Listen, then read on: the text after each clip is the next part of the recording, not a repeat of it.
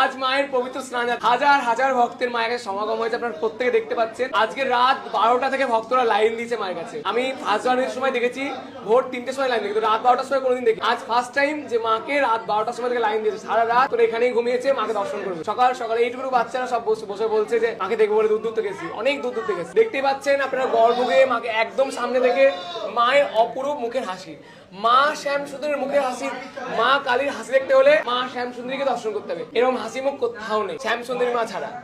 আজকে কোনো স্পেশাল দিন, আজকে অবশ্যই মায়ের পবিত্র স্নানযাত্রা। আজ কোনো ভক্ত যদি মাকে দর্শন করে তার জীবনে যত পাপ, সব পাপ এই মায়ের পা দিয়ে ধুয়ে যায়। তাই বছরে একবারই প্রত্যেকে মায়ের কাছে আসতে পারে, একদম মায়ের গর্ভগৃহে।